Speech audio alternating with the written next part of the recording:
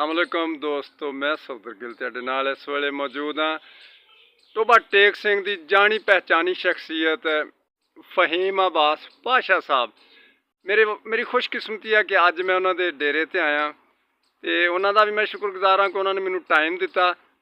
तो बड़ा औखा टाइम मिले जनाब उन्होंने कोलों, क्योंकि वो बड़े बिजी रेंदे ने। उन्होंने कोल आए दिन कोई ना कोई विजिटर आए रेंदे ने ते अपनियां पोस्टां दे विच भी बड़े मसरूफ रेंदे ने।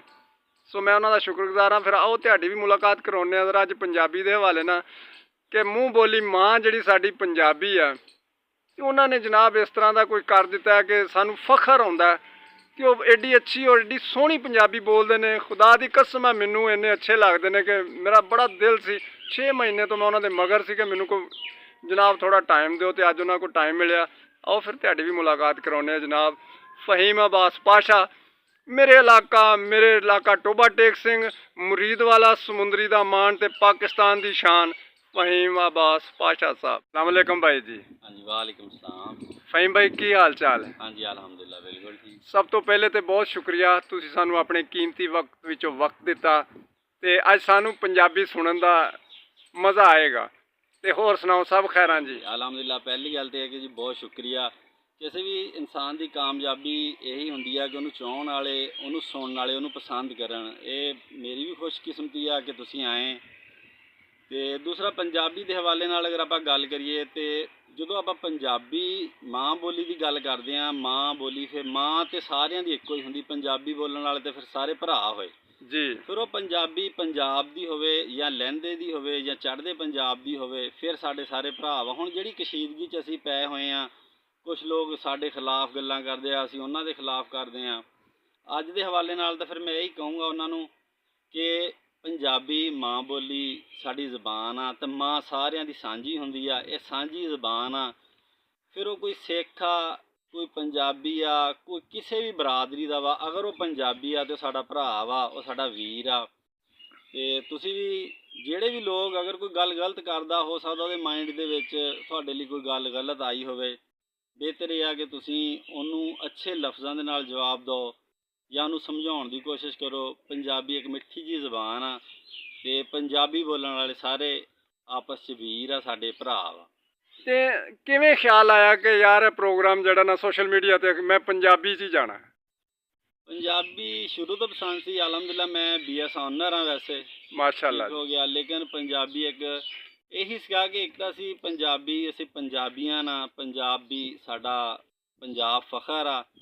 दूसरा पंजाबी ने सानू एक पछाण दिती आ ते इस ज़बान नूं इसलिए भी मैं चुनिया। दूसरी गल यह कि गल कहंदा भी मज़ा तां ही आउंदा कि अगर अगले नूं समझ आवे। Very good. अगर तुहाडी गल दी किसी नूं समझ ही नहीं आई, तुसीं ज़बान कोई भी इस्तेमाल करदे हैं पर अगले नूं समझ ही नहीं आई, तो फायदा गल करन दा। बिल्कुल बिल्कुल। इसलिए फिर मैं पंजाबी नूं चुनिया कि आसान भी आ, समझनी भी, बोलनी भी, और सब तो यह है कि ज़बान बहुत मिठी है। ते फहीम भाई कितना वक्त लग गया है सारियां वीडियो बनाउंदा? कदों तो शुरू किया?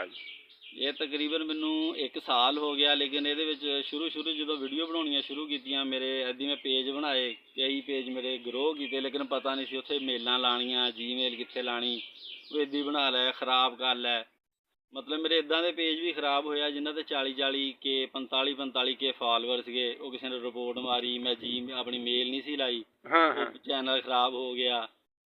लेकिन फिर भी टोटली तौर पर मैं तकरीबन 1.5 साल लग गया। हुण तो 1.5 साल हो गया मैनू ये वीडियो बनाउंदे नूं। लेकिन अलहमदुलिल्लाह हुण ये है कि काफ़ी लोग जानते हैं। तो जनाब अज दे इस खूबसूरत मौके ते कोई गल सुनाओ फिर सानू। सर गल यह है कि साडे पिंड एक बाबा सीगा, बाबा गुलाम रसूल जी जी। वो अल्लाह जन्नत नसीब करे फौत हो गए।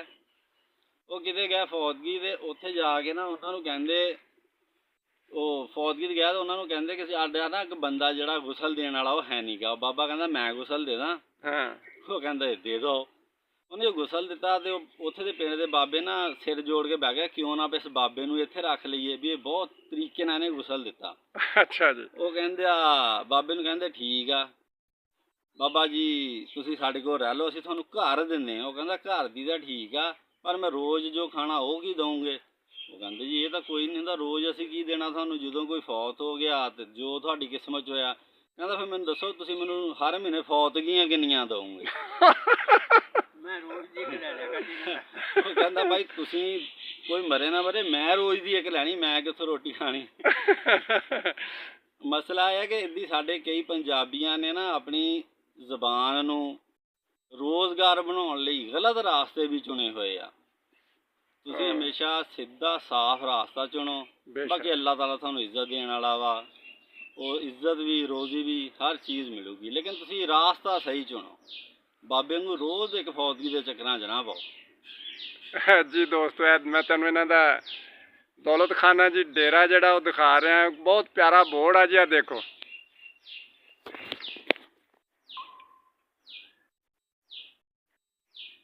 ਮਾਸ਼ਾਅੱਲਾ ਜੀ, ਅਲਹਮਦੁਲਿਲਾ, ਆਪਣਾ ਇਹਨਾਂ ਦਾ ਸਾਰਾ ਮੁਰੱਬਾ ਜੀ, ਆ ਦੇਖੋ, ਸੋਹਣੀ ਲੋਕੇਸ਼ਨ ਆ ਰਹੀ ਹੈ।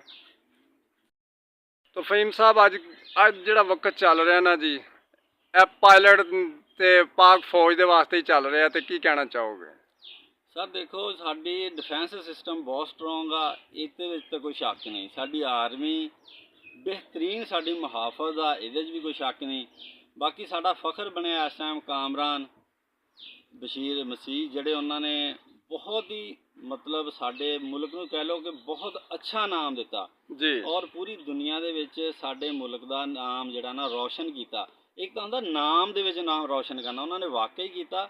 ਔਰ ਇਹਦੇ ਵਿੱਚ ਸਾਡੇ ਪਾਇਲਟ ਔਰ ਸਾਡਾ ਡਿਫੈਂਸ ਸਿਸਟਮ ਜਿਹੜਾ ਵਾ, ਉਹਦੀ ਬਹੁਤ ਤਾਰੀਫ ਕੀਤੀ ਗਈ ਆ। ਔਰ ਸਾਡੇ ਲਈ ਵਾਕਈ ਕਾਬਲੇ ਫਖਰ ਹੈ ਚੀਜ਼ਾਂ ਕਿ ਅੱਲਾਹ ਤਾਲਾ ਨੇ ਸਾਨੂੰ ਇਹਨਾਂ ਚੀਜ਼ਾਂ ਤੋਂ ਨਵਾਜ਼ਿਆ। ਔਰ ਅਲਹਮਦੁਲਿਲਾ ਅਸੀਂ ਅੱਜ ਕਿਸੇ ਵੀ ਮੁਲਕ ਦੀਆਂ ਅੱਖਾਂ 'ਚ ਅੱਖਾਂ ਪਾ ਕੇ ਗੱਲ ਕਰ ਸਕਦੇ ਹਾਂ।